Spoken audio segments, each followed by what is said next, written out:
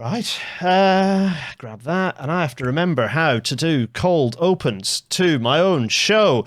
Everyone, it's hello, it's Railnatter. In the green room right now is a very, very special guest, the perfect guest, in fact, for what we're going to be talking about tonight, because Josh Boerman of The Worst of All Possible Worlds, and other podcasts out there that will get plugged later, will be talking to us about, has brought us, in fact, three movies that kind of very neatly define US transport culture, and I'm extremely excited to get into those momentarily. But before we do, there's going to be explosions, there's going to be stunts, there's going to be sparks, there's going to be violence. Oh, it's all the good stuff. I'm very, very excited. Before we get into that, of course, a big thank you to all the Patreon supporters to allow Railnatter to happen. £5 and above tier, you get bonuses, of which Josh is going to be on later. So more of that later. Before we talk about movies, I need to actually let the show get started, which means, everyone, welcome to tonight's Railnatter.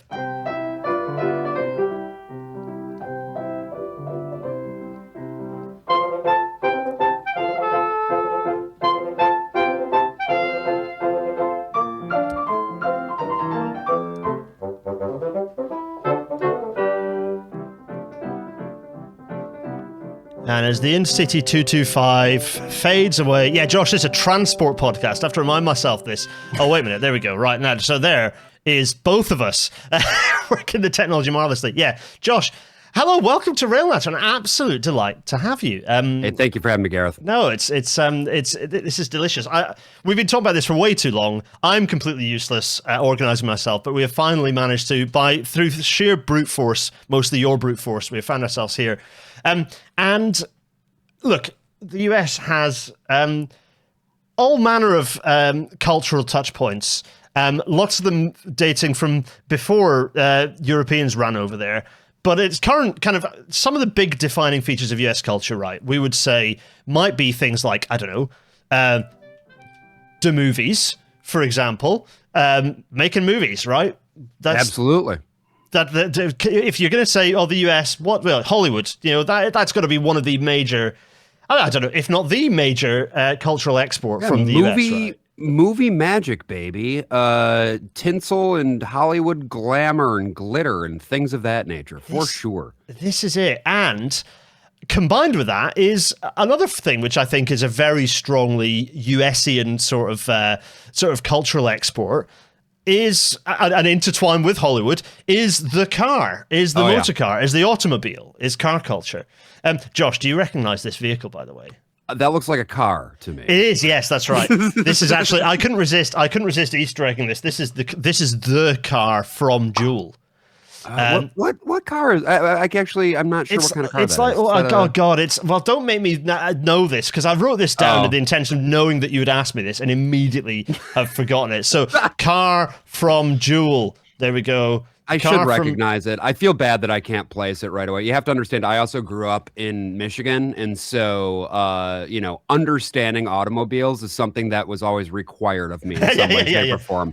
Yeah, the social pressure. Yeah, I can relate to that. Well, I grew up in the Northeast. I come by it honestly. I got my driver's license as early as I possibly could. Yeah, well, I grew up in the northeast of Scotland, where 50% of children, 50% of deaths of people under the age of 25 are from like car accidents in like souped up Subarus and stuff. So yeah, that was an inherent part of our culture as well. Nice. It is a 1971 Plymouth Valiant sedan. Okay. And it's gorgeous. That is a gorgeous car. Good looking car. Very good film, but that's not what we're not here to talk about Joule. Much as it's fun to nod towards it.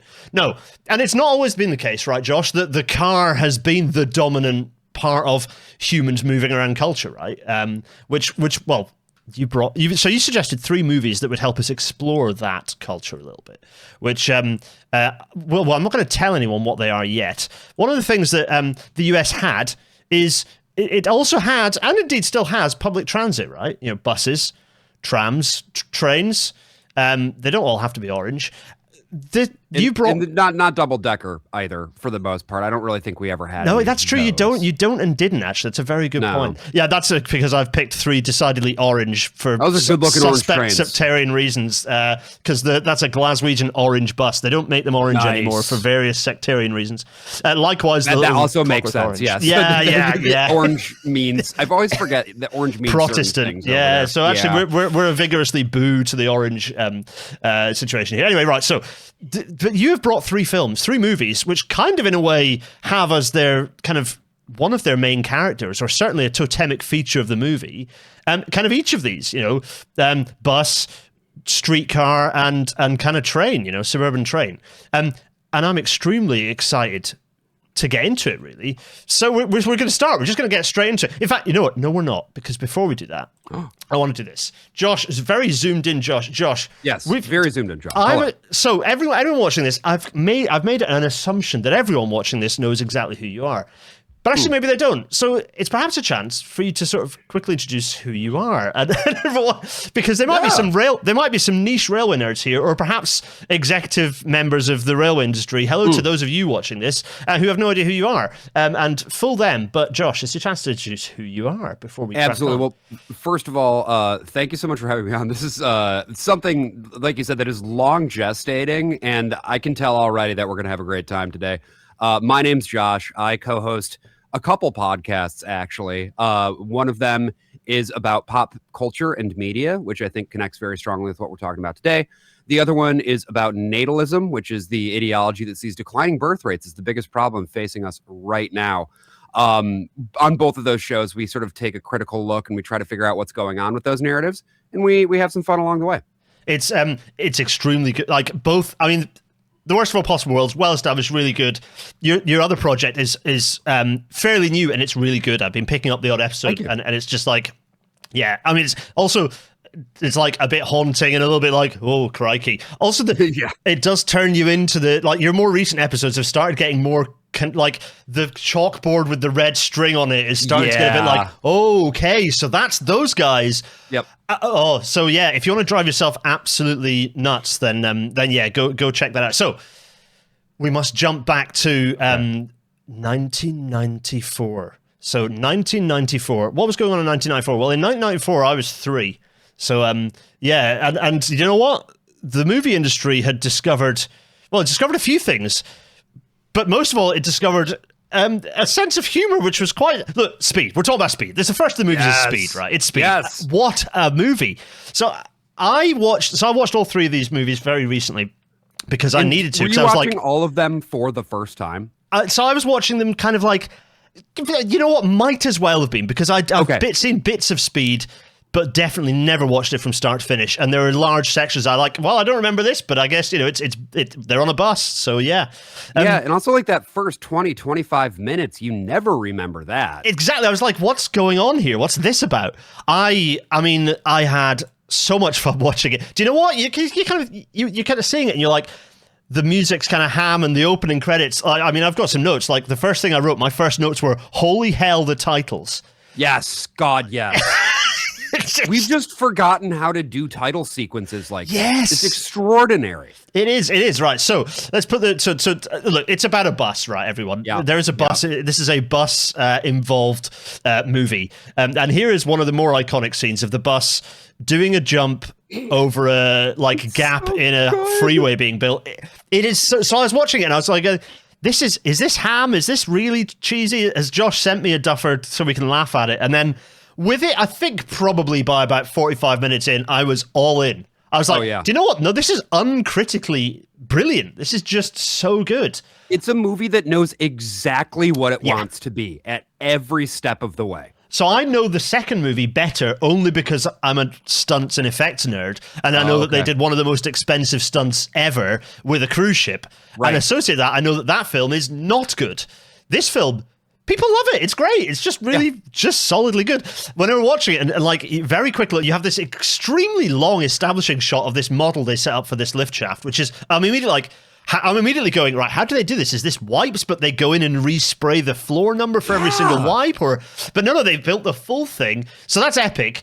And then very quickly, there's just a massive jump of the car with Keanu Reeves in it, flying over, and immediately getting wrecked as it lands, but they don't. No. I'm like, that car's wrecked, but then they hop out with the most cool 360 like Bad Boys sort of style like crane shot with the camera, and you're just straight into it. It's so good. This is Keanu Reeves at the absolute peak of his powers here. Like, people, I feel, forget just how big he was, like, in the early to mid 90s, the kind of stuff that he was constantly booking.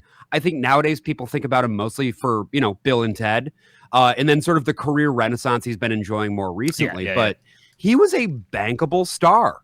He, like, okay, The Matrix is a thing that if you're going to define him as like a series, you define him as a serious actor, you're thinking, Matrix, da-da-da. But actually, like, no, he was like a bona fide sort of, like, action star. And this point is right at the top of that. And like, so there's all, we might get into the bonus in some of the backstory of Keanu through this film, because actually there's some sort of sad elements behind it, but he really got into his, no, I can kind of get involved in some of these stunts mode during this film, which was really cool. The soundtrack is insane. I was desperately missing November Kelly to do all the gun identification. Like, Nova, I needed you. So many good guns. So many just bonkers guns in this, like chrome-plated sort of submachine guns and stuff. It was brilliant. Well, and I guess I didn't really realize just how strongly the Metal Gear Solid soundtrack just completely cribs from this movie. Yes, yeah. It's the same guy, to be fair. Really?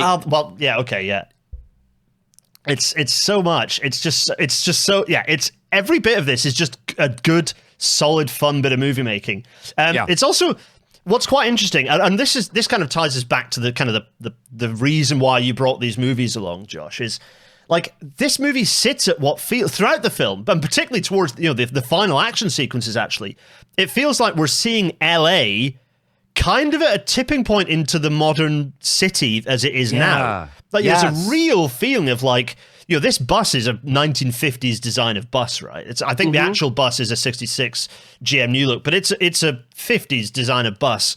And you've got it's that era where, I mean, it's not any different as Vicky would say, like, US cars are all really old because no one can afford new ones. So actually you still have loads of really old cars. But at this point, you've got cars from the 60s everywhere still, just normal.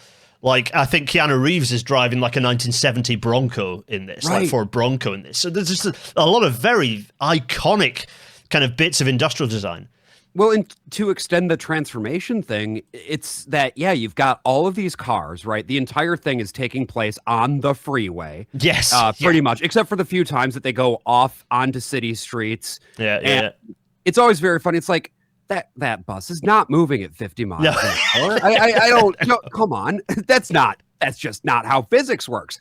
But then at the end, you have this entire showdown that takes place on the then under construction Los Angeles subway. Yes, absolutely. Yeah, we'll pick up a little bit on some of the fun that goes on there. But and again, there's this, suddenly it's quite modern and it's, you've got this feeling of, I mean, it's still very quite crisp and clean, this kind of clean vehicle that suddenly, there's just a lot of stuff piled up together. And you've got this shots of the airport and it's a huge amount of stuff thrown in. Some of the things that I pick up is like, it's quite so within the film they get on this. Sandra Bullock, our sort of secondary protagonist here. I feel like this lady's going to have a really bright future ahead of her. I think she might have a fantastic career in film. There's something about this really is it. Special. Yeah, so she gets on. Actually, it's worth saying actually that this movie is really well acted. Like, for a Ham movie.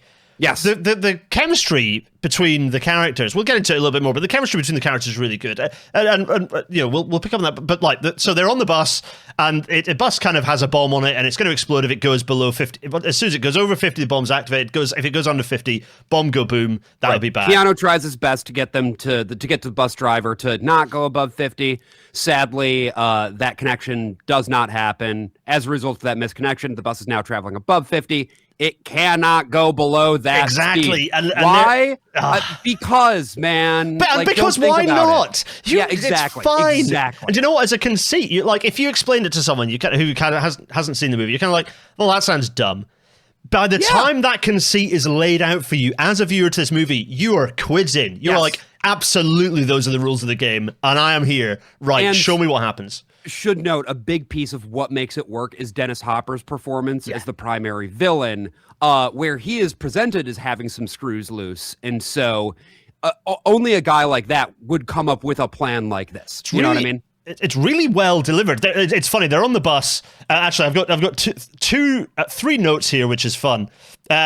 I've got, oh shit, Yugo spotted, because at one point in this film, a Yugoslav Yugo, shout out to my half of my now family, a Yugo is spotted. Back in the time when, it was 1993 when they were filming this, just before the Civil War meant all the sanctions screwed that up, but Zastava were selling Yugos to, anyway, I digress. Anyway, point being, so then I was like, ooh, new GM, look, that bus is tough as hell, and then rare moment of introspection. The bus is so hot. It's such a cool bus. I love that bus. With the big old General Motors logo on the front. Massive General Motors logo.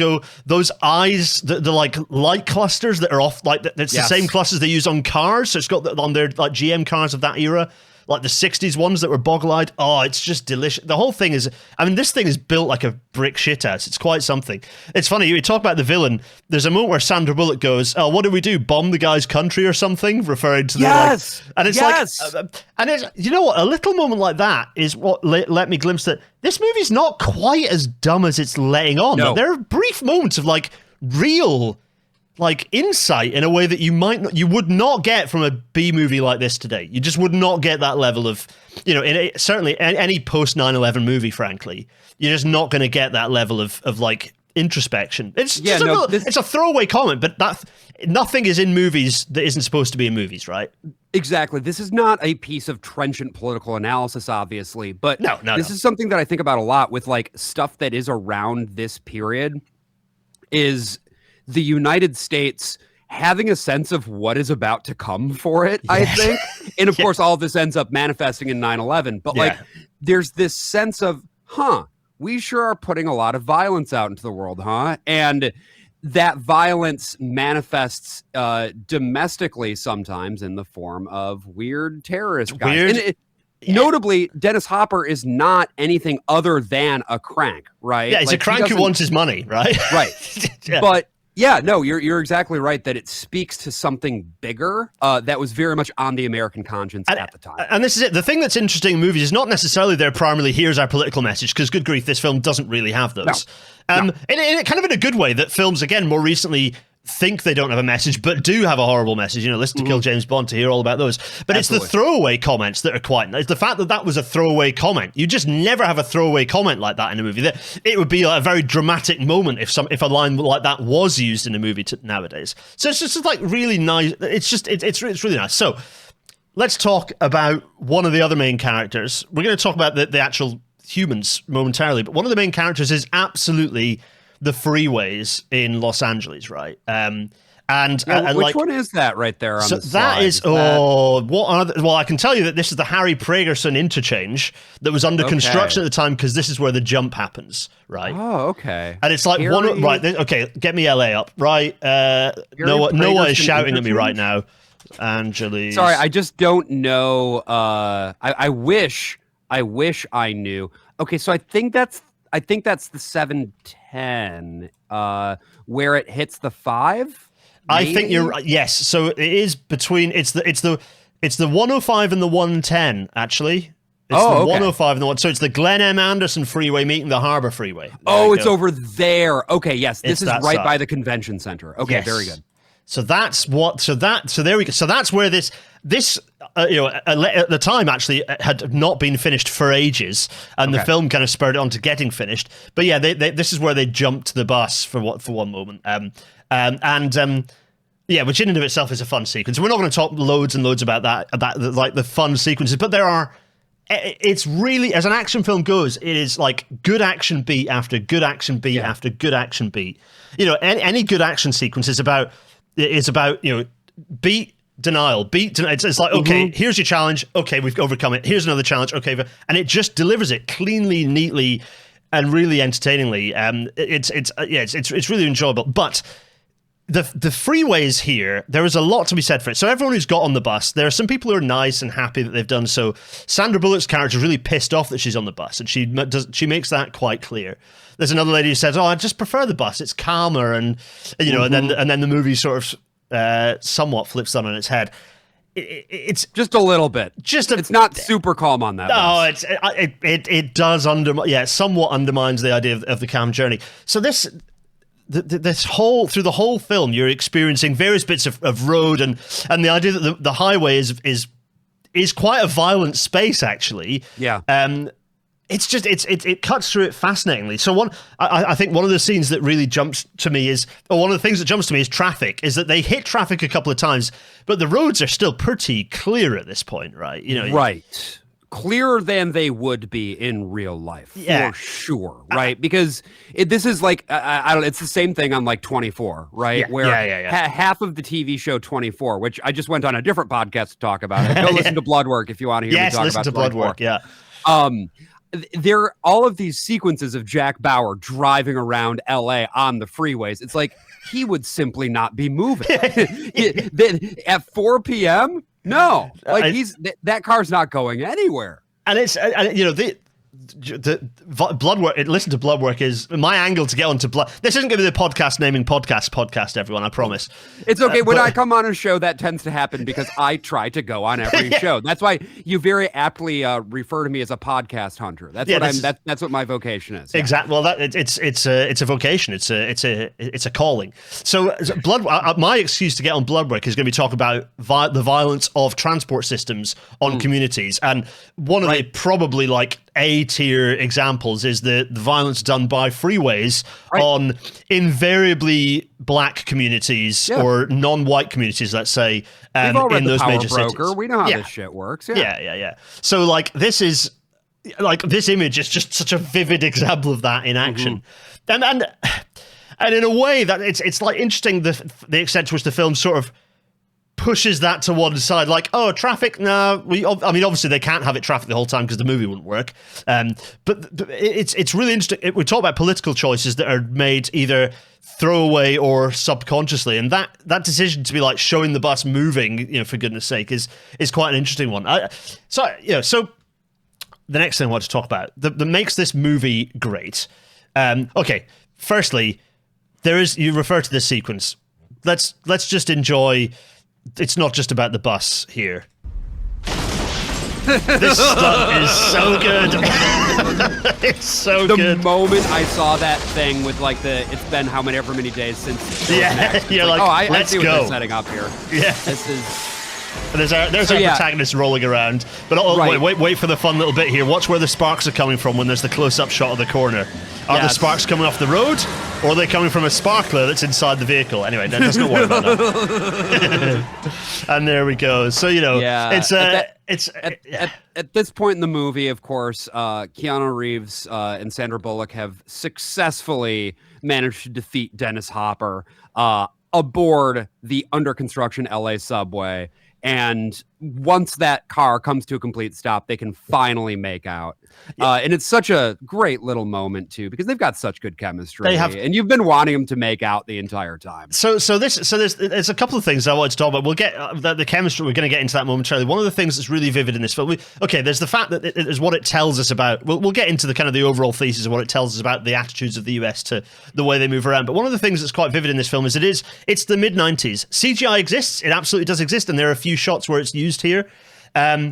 But for the most part, this is a practical film. Yes. It is practical. They were destroying multiple buses. They were doing stunts with buses. They're doing a lot of stunt driving. To be clear, not practical with miniatures, like, say, Independence Day. These are full-size stunts with real-ass cars. Yeah, like real-ass cars, like the guys doing stuff, people actually chucking themselves around. You can see, there's no way of replicating some of the weight to some of the stunts in this. There's just no way. The weight. You notice that with everything happening. You simply cannot do this with CG. You can't. No, you just cannot, and you never will be able to. It's just, you just cannot do it. And so that sequence that we saw there with the rather nice, by the way, subway car coming up through and jumping out. That's now the subway line goes through there now. By the way, that it extends onwards from that point. It's Hollywood Boulevard, I believe, that it jumps out on. Right.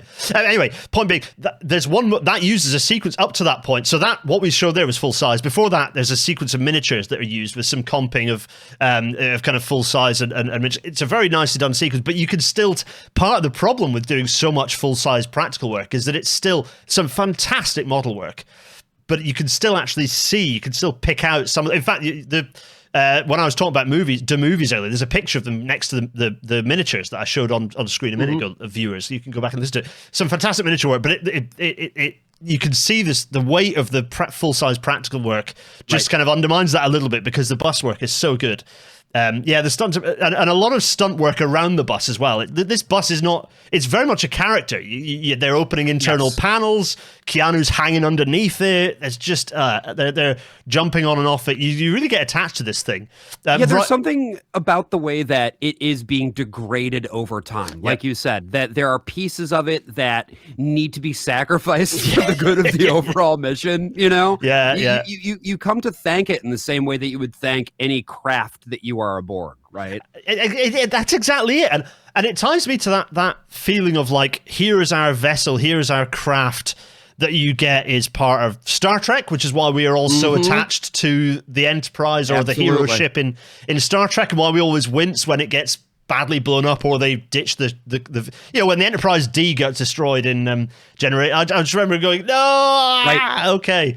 We and part of me wonders whether that has an attachment to some of the kind of the migratory behaviors of those settlers and making their way over to the west with their wagon trains, whether there's that feeling of this is our home, it's moving but it's our home, and you get that in some of the like road movies where it's just the car, and it taps into a lot of that culture that I think is really interesting.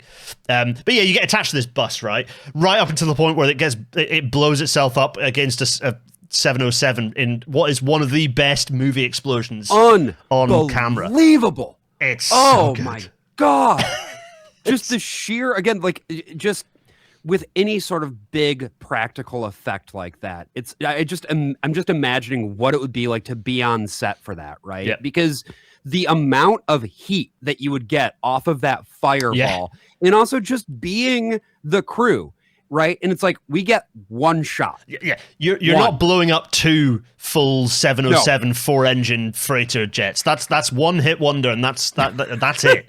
That is it. Yeah, they nailed it. They nailed it. It's beautiful. It's really beautiful. And we've talked about it already. Anna, look at these two. The chemistry of all of the characters on set. Keanu and his partner. All of the character work in this is really good, and it would not hold up if you had that ham acting and you didn't believe the relationships here. We would not be talking about this as good a kind of B movie as it. Well, I'm calling it a B movie. I don't know if it really counts as a B movie, but it's it is a Hollywood blockbuster that is very aware of what it is. Yeah. I don't think it's a true B movie. I think that B movies require a sense of unaware camp. Yeah. Whereas, like I said, this is a movie that knows exactly what it wants to be every step of the way. Everybody's aligned with a very specific directorial vision. Yeah.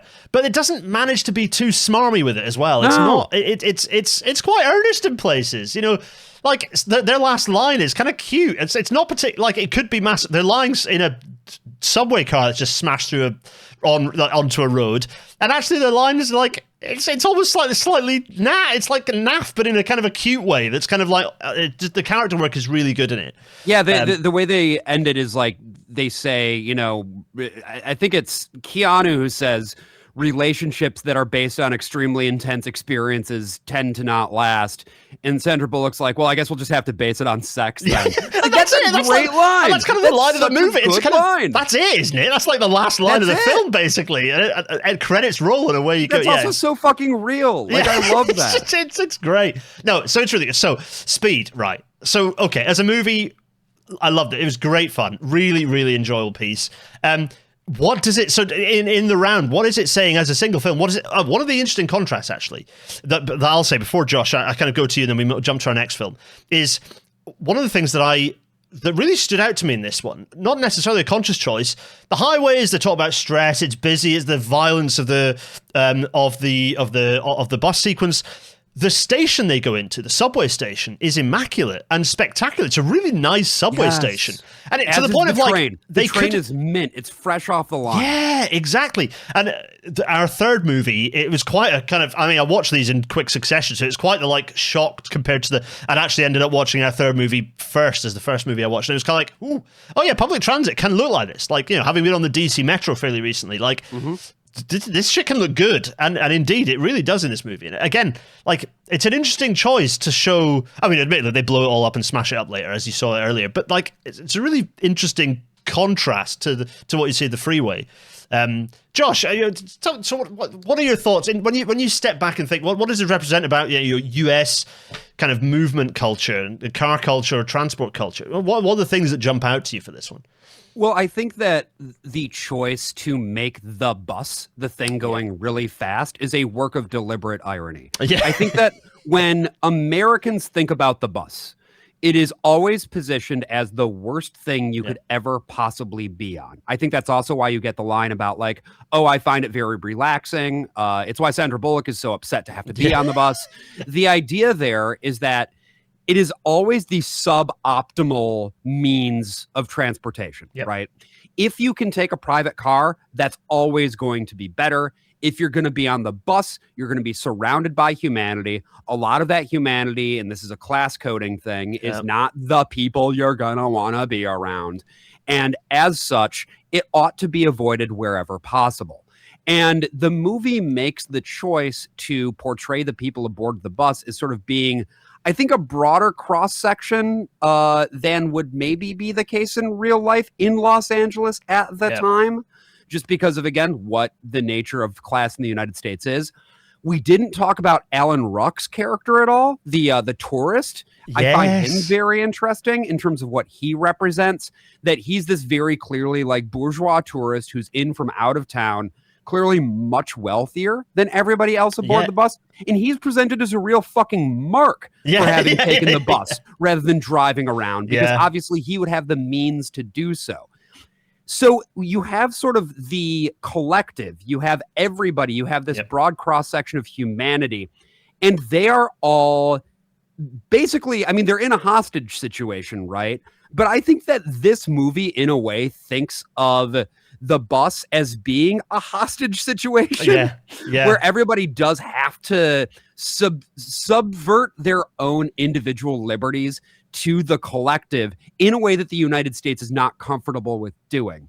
And I also think that it does present the bus and transport more broadly as a place for potential collective bonding. I think it ultimately ends up being quite optimistic about the possibility of transit. Yeah. But there was one thing that, if I, very briefly, one thing I picked out in the two bus drivers we have. Right. I won't say what happens to both of them, but there are two bus drivers, both of them shown as being loved community characters, which I think is an interesting thing to pick out in a film that, as you say, is generally kind of painting kind of hostile view of a cynical view of public transport. Like, to pick out these both bus drivers shown as wholesome characters. Also, another, the engineer of the train later, I won't say what happens to him, but what happens to him is also shown as being evil. It's not just a throwaway. I think the way that's filmed is very much, look at this innocent and good person having been set up with drivers of public transport, and the way that person is dispatched is to really, because up to that point you're kind of like, okay, the bad guy is kind of bad, but it really just reminds you, this is a really bad guy, and therefore what you're about to see happen to him is deserved. It is interesting, that view of those of those public service characters is quite interesting. And I think that's where the movie ends up landing rhetorically, is that although this idea of mass transit is seen by the general population as something that is less than, individualistic car culture, it is a place for potential community and even potential liberation, maybe. I don't know if that's too academic, but I don't know. I think whether it stumbles into it or not, and I don't think it is stumbling into it, it's trying to tell us something a little bit optimistic about, where, again, it comes back to the thing I said right at the start, is that it's showing this transition in Los Angeles. I don't think it's a coincidence that they show Metro under construction and this brand new station, and the idea that actually maybe there is a future for this way of bringing ourselves together and moving around. And the fact that everybody on the bus participates in saving the bus, right? Saving themselves. This is something that can only be done as a form of collective action. And I think it's implicit that if this were to just happen on a private vehicle, this simply wouldn't have been possible. You wouldn't have been able to get everybody to pitch in the same way. Yeah, 100% agree. Which then brings us to, well, we're going further back in time, because the next movie you brought me is 1988's Who Framed Roger Rabbit. Now, what a movie! I mean, yes. Let's I tell you what, let's just open with a short sequence that kind of gives us the tone for this one. Actually, I very briefly want to bring this up, right? So here's a wonderful Bob Hoskins, by the way. What a performance! Yes, he delivers a line that I love in a second. That's so good. Hey, mister, ain't you got a car? Who needs a car in L.A.? We got the best public transportation system in the world. so good. It's so good. And there's the thing with the motor, the spoiler alert, the freeway company that's just bought it up. And this feeling of like this is the beginning of the end for this sort of mode of moving around. Yeah, it's interesting. Like, speed kind of finds itself in conversation with this movie in terms of like bringing back the sense of collective public transportation as a solution for Los Angeles. I also love that it says thanks for the cigarettes there. It's so good. So yeah, you can see there the streetcars. Based on a real system. This sort of it's a mixture of streetcar and interurban, I believe. The kind of the red line. It's this kind of quite expansive system that was indeed. This is based on true elements of this. Not funnily enough, Roger Rabbit isn't a real character, but elements of the backstory, the background story, are kind of picking on elements of truth, right? In the sale of the system to ultimately the free, highway, bus, and then basically sort of fossil fuel and automotive industry interests. General Motors. Obviously, we know what they did. Yeah. Yeah. This, I will say too, there is the specificity of all of this is what makes it so interesting. That, as you said, they didn't just set up this example of, some streetcars. No, it's like, this is the Sunset Boulevard streetcar. And these are the lines that are specifically being used. In that line that you heard, it's got the best public transportation system. It's a joke in the sense that it's there to make you laugh because of what LA has become, but it's not a joke. LA had excellent streetcars. Yep. For a very long time. And it combined with fantastic rail connections, connectivity, it's incredible. And it's, again, if we talk about timing, this is being made in 1988. One thing that I think comes up again and again through this movie, and it's a major plot device, it's not a coincidence, is the idea is you get the feeling that public opinion of freeways has gone over the hill a bit. Right. It's no longer it's the 60s and 70s, and so long as if you're white, then freeways are an unimpinged good. It's like, I think broadly, this is a Disney movie, right? I mean, they release it as Touchstone, but it's a Disney. It's ultimately a Disney movie, and it's very much clearly reflecting public opinion back. That actually, you're saying we have the best public transport. It's not just done in a isn't it rubbish now, but in a look at what we lost type situation. Mm-hmm. These are being shown in a warm light, like this way of moving around, this innocence, and there's lots of other things wrapped into that. But it's also worth saying Who Framed Roger Rabbit also picks up on the kind of quite this group of kind of a mixed group of characters in the bar that's next to the house where they store all these things. It's just it's a really nice bit of. It fits very, as you say, there is a conversation happening inadvertently between Speed and this movie, right? Also, it's cute looking at Bob. Bob Hoskins is just a revelation. He's phenomenal. He's so good in it. I will say, we have talked about this movie in more detail on my podcast, The Worst of All Possible Worlds. We had the fantastic Maddie Lubchansky on to talk about it, and we went for like 2.5+ hours. So, if you just want to hear praise of Bob Hoskins specifically, go listen to The Worst of All Possible Worlds episode about Who Framed Roger Rabbit. It's it is a delight, and I think we're not going to talk about this one quite as much, partly because I think we could get lost in discussing it for an hour, because it's just a wonderful film. I think we'll pick up some more in the bonus later, because I want to talk a bit about, there's some other really fantastic stuff going on in this movie. But I mean, the sets are spectacular as well. It's just, and again, it's 1988. We're going way back. This is an extremely important movie for the industry. This is ILM starting to play with technologies that they were right on the cusp of. They were still not quite at the point where they could do full digital compositing. So this is a lot of like film on film on film. It's just manual compositing is unbelievable. It is like breathtaking. It's just you still don't see anything like. There has never been another movie like this no. in terms of some of the stuff they are doing visually, where they are compositing 2D animation into live action. Nothing has got close. Yeah, no, and do you know what? That every now and then they talk about like, oh, we'll do a sequel. It's like, don't nothing will be as good as this. It sat perfectly in a point in movie history between the way that you make movies. The past way and a future way. It just sat perfectly with ILM's capabilities in what it could and therefore couldn't do. What you can't do in movie making is sometimes that constraint is key to the art, and it's a stunning movie, and the main kind of antagonist of this is a freeways guy. It's like this. We don't really need to get. There's no subtle story here. Right. It's just So, Josh, I don't know if you wanted to round out. We didn't talk about Roger Rabbit for very long, but it's a very neat piece that sits as a good companion to Speed, I think. Yeah. Well, I think the thing that you will tend to most remember from Roger Rabbit is just the visual aspects of it, and particularly the animation, right? That's the thing that sticks with people, as well as the absolutely fantastic work by, oh my God, I'm blanking on his name. Who plays the villain again? It's Back to the Future. Yes. Christopher Lloyd doing just unbelievable work. Yeah. And those are the things that will tend to stick with you, is those big over-the-top visual sequences with that compositing, but it's all in service of a story that's about what does it look like when you destroy one way of life in favor of another. And so you sort of get the destruction of the streetcars, and that is in parallel with this sort of ghetto that they've created for Toontown. And at the end of the movie, it presents, again, I guess I keep talking about this, but like this idea of liberation. This cannot come in the form of private individual anything.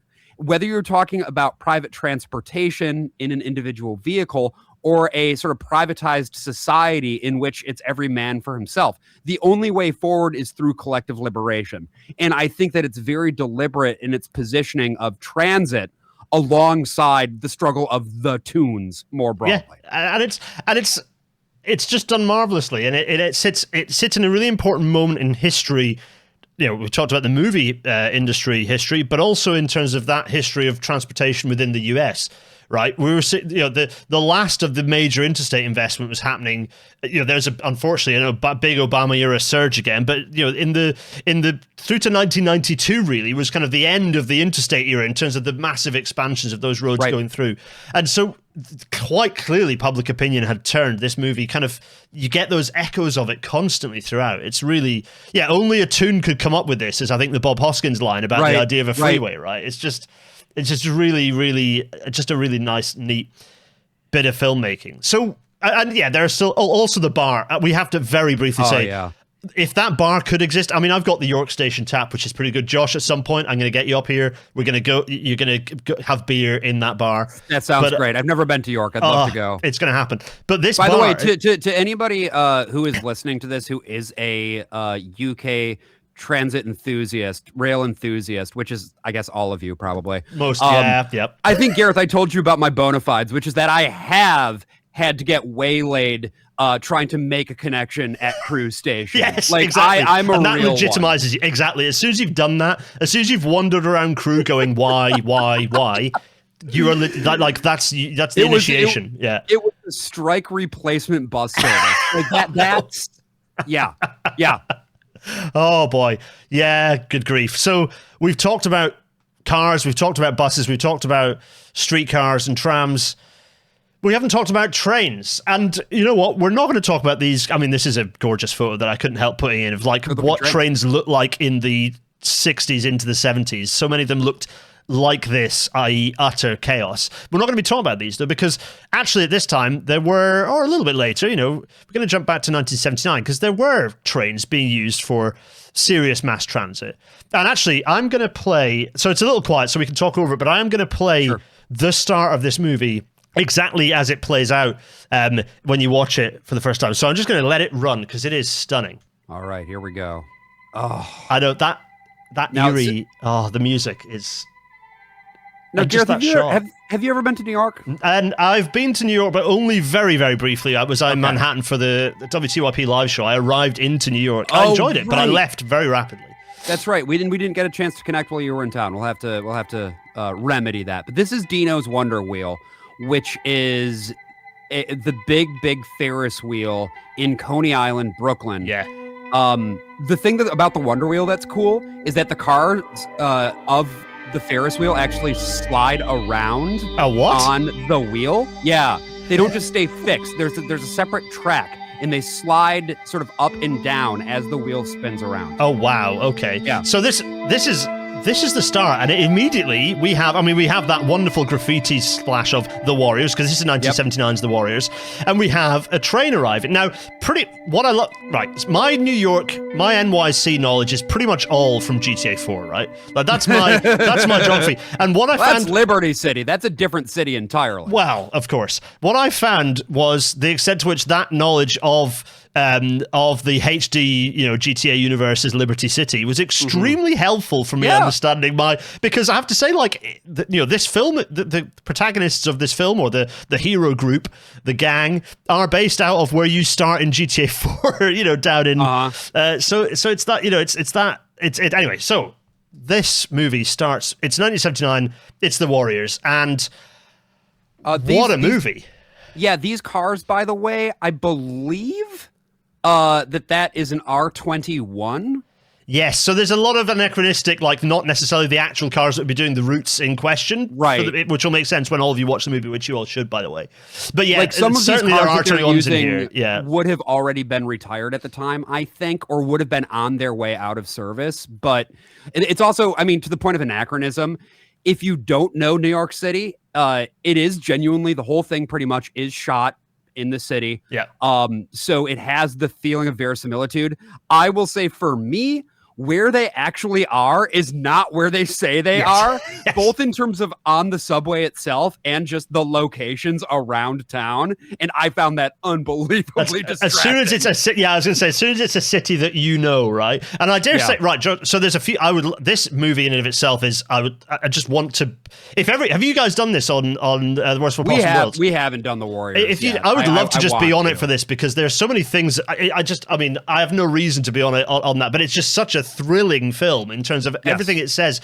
The relationship between we're not saying much about the actual stories of these movies, partly because everyone watching these, you should go and enjoy them. We kind of don't want to give it away, but this is, and also with The Warriors, the plot is something, but you mostly watch it for the visuals. It is such a feast. It is a feast. It is a feast. Every element of it, and it's funny because this was reviewed. It had really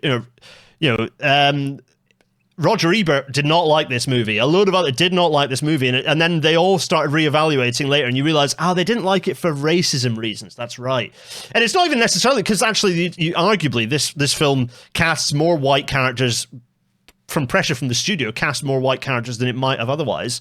But there is definitely an element of subculture here, of youth culture, that is represented in a way that film was struggling to represent in a way that was palatable to a mass audience at the time. And it's glorious. Like, there is an odyssey, right? There is an odyssey of this group, the Warriors, these of what ends up being 8 and of these kind of key gang members making their way across sort of NYC. So kind of they're making their way from North Manhattan down through Manhattan and across to Brooklyn. And that story, so one thing I really like is the fact that the subway, explicitly with the map, is a very valuable tool for showing the progression of this story and the journey they're making. Well, because they are the route that they are taking, right? They are the Warriors. They are the gang that patrols Coney Island, which is at the very southern end of Brooklyn, all the way at one end of the line. And they're going all the way up to Pelham Park. in the northernmost end of the Bronx. Yeah. This is about as far as you can go from one point to another on the New York City subway, other than, I guess, going from Far Rockaway all the way up to Inwood. But it's also, you're talking about anachronism, kind of location filming. I don't think any of this is actually shot in the Bronx, despite like no, it's all in Brooklyn. Yeah. In fact, I was like, I kept on being like, wait, I've been there. I know that place. This is that's not the right, Bronx. That's There's a bit of Queens, I think, maybe pops up here. There's like a little bit in some of the filming. I think some of the there's some battles they had to do, like literally as well as metaphorically, with where they could actually get which comes to the time, because 1979 NYC is quite something, right? Wow, as a city. So it's amazing how much, like, you recognize parts of it, but surely a lot of what we're seeing there is gone. This is a record of history. I was able to find one of the things because I recognized the station. Yeah, but like the area around it was. The city is in Brooklyn especially, is just so different now. Yeah, but this film, like, it's one of those films. It's become a cult classic, right? It has become a cult classic. Yeah, and in a way, you get some of the things that you'd expect with that. So you get a fascinating soundtrack. A really nice kind of electronic sort of soundtrack mixed with these soul and these sort of late 70s pieces that really sit very nicely. It is. The whole film is very homosocial as well. Like, it's really a fascinating exploration of what Du Bois be up to. Oh, yeah. But it's interesting because there's a whole sequence of all the gangs going to this big meet at the start. And they're all paying. They all buy tokens. They're all buying tokens, checking maps. It's so good. Yeah. Which, again, it would make a lot more sense to depict them jumping the turnstiles. But the fact that they do buy the tokens, I don't know what it says. I really don't. They're kids on their way to a LARP, right? They're right. Like it's, and I think, I guess it shows us that these gangs, I mean, they are dangerous to each other, but these are not real gangs, right? Yeah. These are not. We see this especially just with like how they are dressed. This is one of my favorite things about the movie is the costuming, the way that they are all just coded.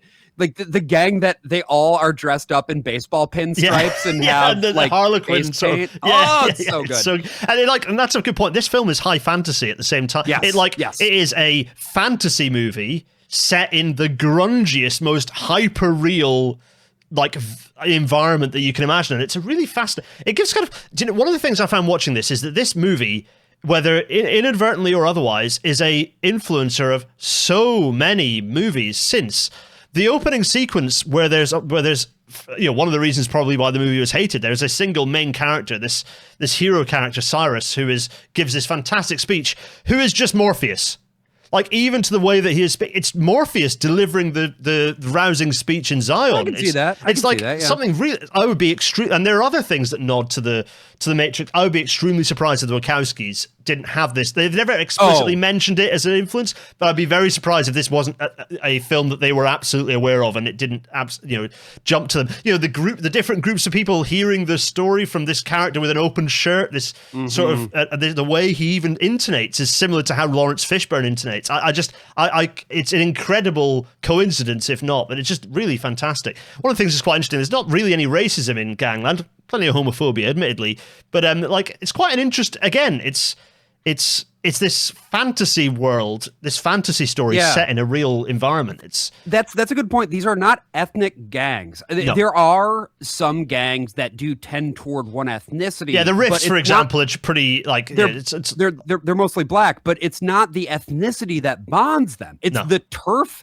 and it's their costume. Yeah, literally, they're all in their little costume gang. They've got their little uniforms. It's one of the things that the filmmakers really want you to know that these are kids. Like the way that the dialogue is quite, in a way, stilted, but it's stilted in a way of like kids trying to talk big. So it's an active choice. I think the script itself is, it's hit or miss. Yeah. There are some parts, to say the least, right?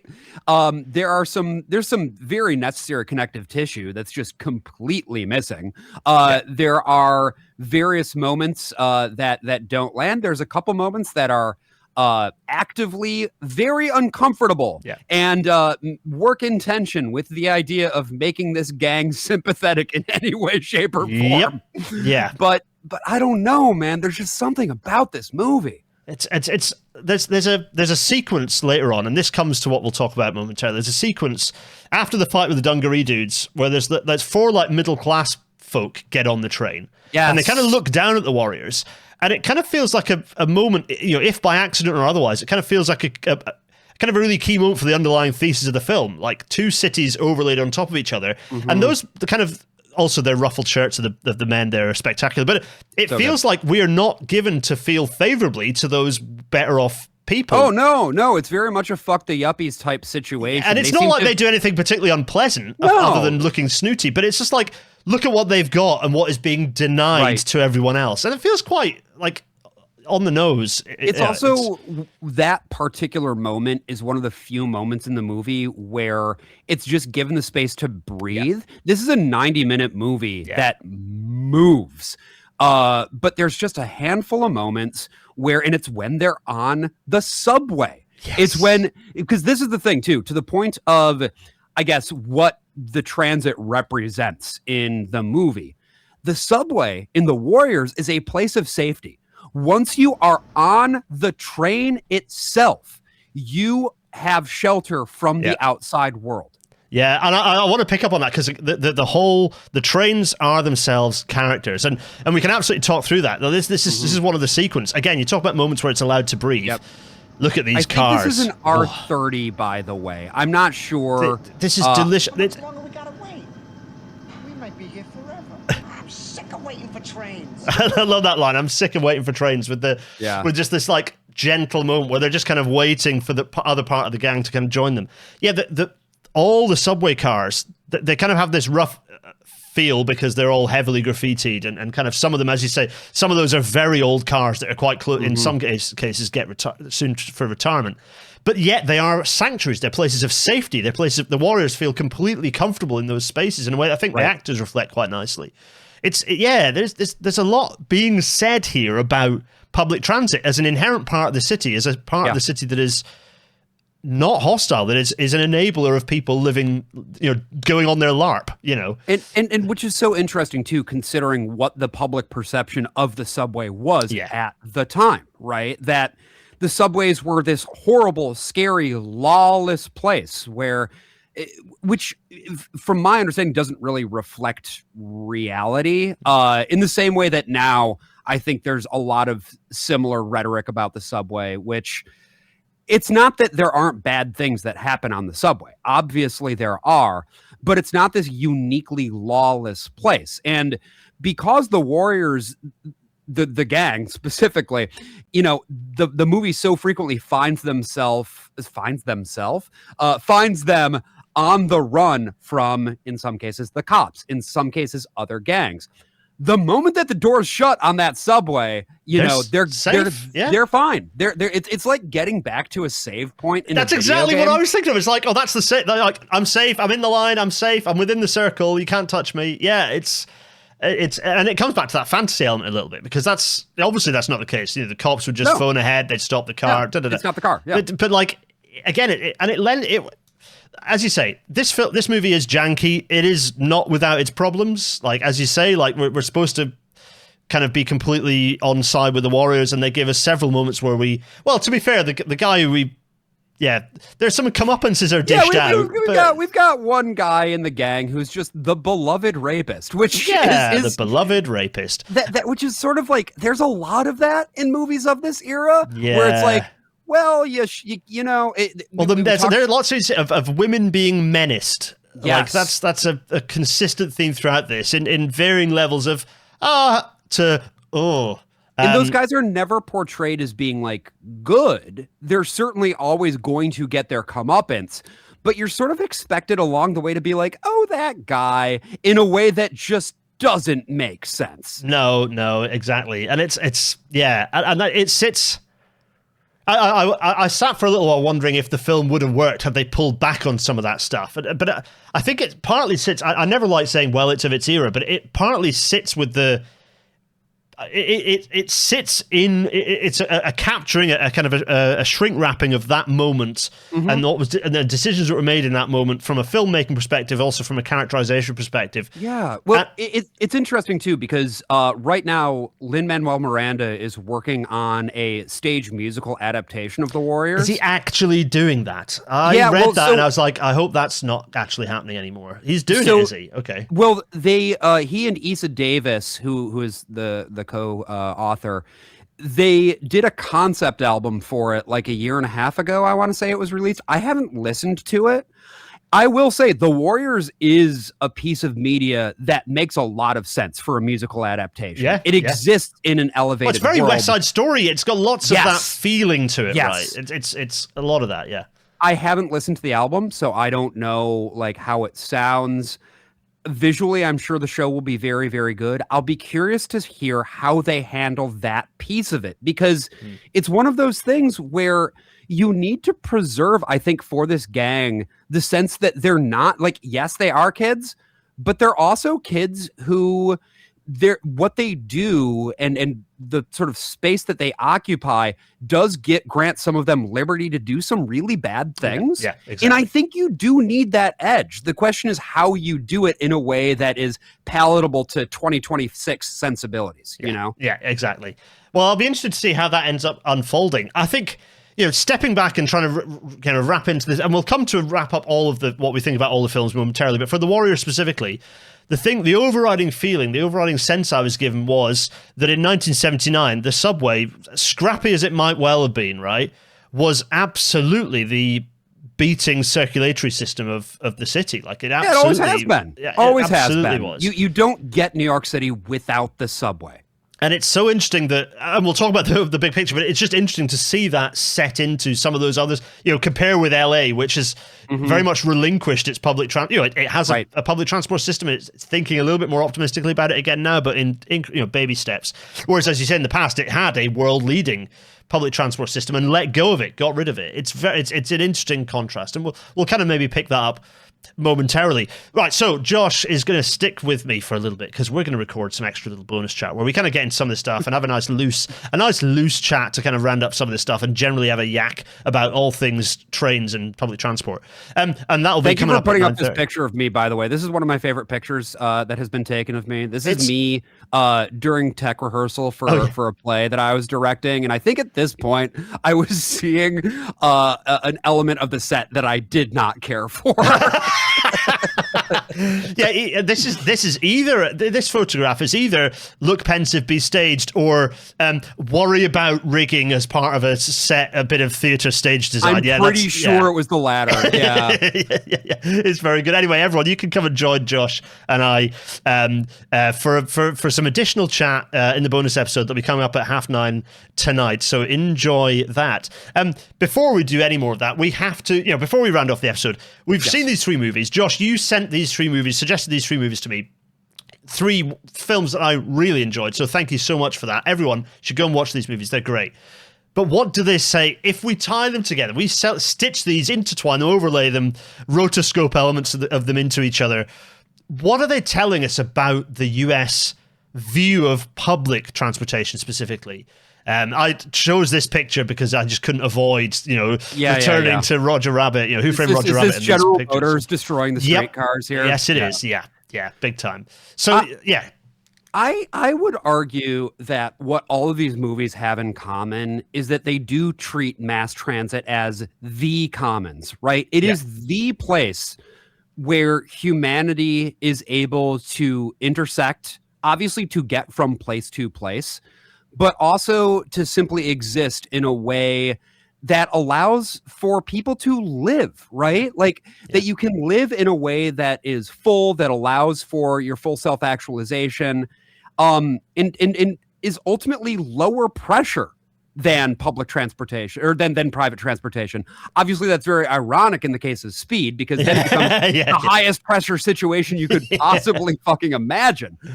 But yeah, I think in all of these cases, these are movies that are challenging the prevailing narrative of what mass transit is, particularly in the late 80s to early 90s, where I think the U.S. was finally beginning to understand what we had lost by decentering public transit. 100%. It nicely lets me jump into the next image, really, because that the image of what was lost and the fact there is clearly, particularly for speed, in a way, Warriors kind of goes, look at this.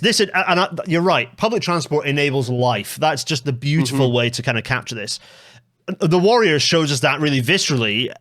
What's nice about Who Framed Roger Rabbit and about Speed is that it's much more melancholy about, Yes. in a way, Who Framed Roger Rabbit is obviously hugely melancholic about what was lost, but Speed, I don't think it's a coincidence that you get those beautiful shots inside a very flashy looking brand new subway station. Yes. It looks modern. It looks, and the whole film feels like that transition of the kind of the new being born. Yeah. And in a similarly flashy brand new subway train, right? When you go into the I want to say pilot's room. What? Yeah, the engineer's cabin, the engineer's right? cab. Yeah. The actual until it gets sabotaged, all of the navigation and like the panels and everything, brand spanking new, right? Like gleaming even. And they would have made a different directorial choice if they didn't want to show that. Like, it would have looked like the Warriors. Yeah. It would be grimy. It would be dingy, but it's not. They'd have done a different sequence. It would have been in an old building, or they would have done a different sequence. That sequence was chosen to tell us something. It was chosen as a very stark contrast, in a way, a stark contrast to the bus, which is, buses, I love buses. Buses are absolutely crucial and important, but they're only really at their best when they're part of a wider system. And it's interesting, like, the US has kind of choked a bit on public transport because it got, Obama era got absolutely obsessed with like street, kind of like modern trams, like European style trams everywhere. And we haven't really seen the level of subway expansion that really we should be seeing in these. Los Angeles needs like 20 subway lines, right? And express ones as well. Los Angeles being an enormous city, like I have mind-boggling genuinely city. No idea how they're planning to pull off the 2026 Olympics. Yeah. Like I just, good luck. Yeah. Yeah.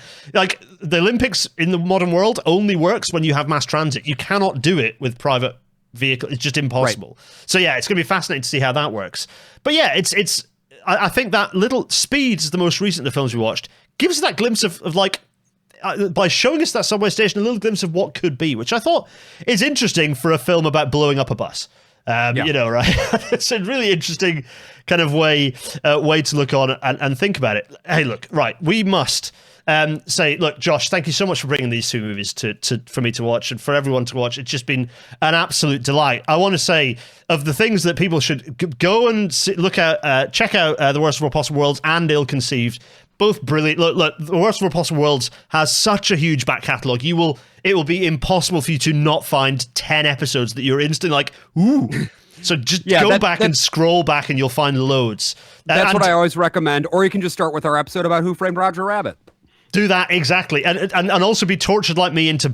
You have to subscribe to Patreon because the bonus episodes are so additionally juicy. They're just some absolute delights out there for everyone to go and enjoy. And then Ill Conceived. If you want to be fascinated and in equal measures deeply concerned, Ill Conceived is well worth a listen, absolutely. But that's not all. If you want more Josh is competing with question mark himself. So I am in competition with my friend Charles Ugarls, you may know him as. I was the one who first issued the podcast challenge, and this is something I just issued for myself. But others have now embarked upon the podcast challenge. I know Joe Kasabian also was recently mentioning doing the podcast challenge. Nice. I don't know if everybody's actually trying to do 52 podcasts in 52 weeks, but I am. So if you have a podcast and you have a little bit of a listenership, I'm not needing to go on shows that are just like that have thousands and thousands and thousands of listeners, right? If you've got an interesting subject matter and you're interested in having a guest on, I will probably go on your podcast. So I have recommendations actually for podcasts that I've been on that I think that have a cute little listenership and are really lovingly crafted that I think you'd have a good time on actually, Josh. Yeah, okay. I've got some thoughts on this one. Yeah, look, best of luck with that. And basically, if people want to see Josh thrust into a variety of different experiences, such as this one, then there is a thread on Blue Sky actually that you're maintaining, which with all of your appearances as they pop up sequentially, which should be a great laugh for everyone. Yeah. You can follow me on Blue Sky at bosh.worstpossible.world. I also have a website, joshboerman.com, where I post what I'm up to more broadly, particularly more in the realm of theater and stuff like that. Yes, yeah. So look, Josh gets up to stuff. Josh does many things, and you can find them all online. When it comes to this little show, these numbers will be updated by Future Me because this is going out in a couple of weeks. They're modest but growing, and we've got lofty intent in the next year. So Future Me, tell me what the numbers are and how we're doing. Thank you, Future Me. Marvelous. Look, wow, future you sounds so different. I know. Well, it's the estrogen, you know. It's. Right. Okay, got it. It's you know. I'm been doing voice training. Yeah, well, not nearly well enough. This is it. Look, like I'm not Riley. I don't host a podcast about mayors and spend most of it being correctly gendered, not misgendered, correctly gendered for the future version of myself. Force femmed, etc. But well, there's your problem. Nova and I on well, there's your problem. It is increasingly becoming the case that like I believe there is some mission to just essentially break as many eggs as possible out there. Yeah. And you know what? It's a noble mission, and I'm here for it. Look, Josh, it's been an absolute delight. Thank you so much for that. We're going to do some more chat for the bonus, everyone.